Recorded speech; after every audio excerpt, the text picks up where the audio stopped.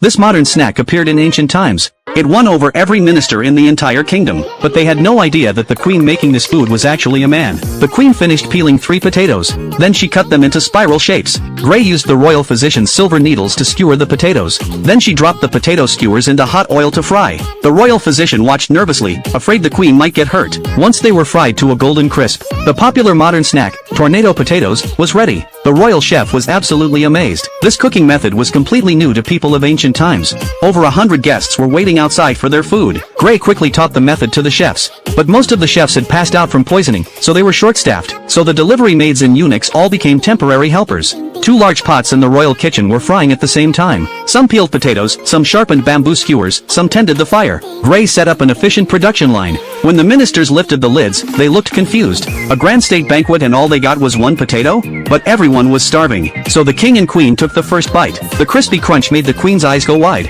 Everyone else started tasting them too.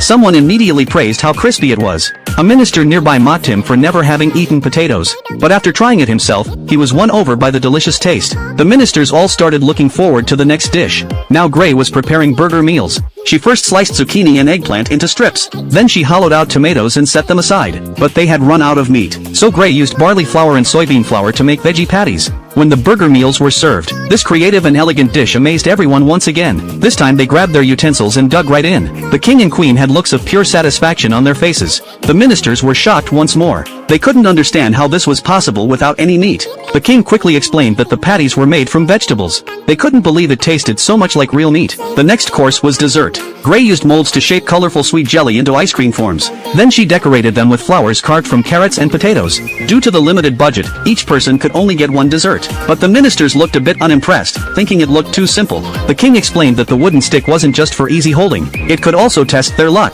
The queen was just complaining about the king's superstitious tricks. But the very next moment, luck struck her. Because there was a lucky symbol on her stick.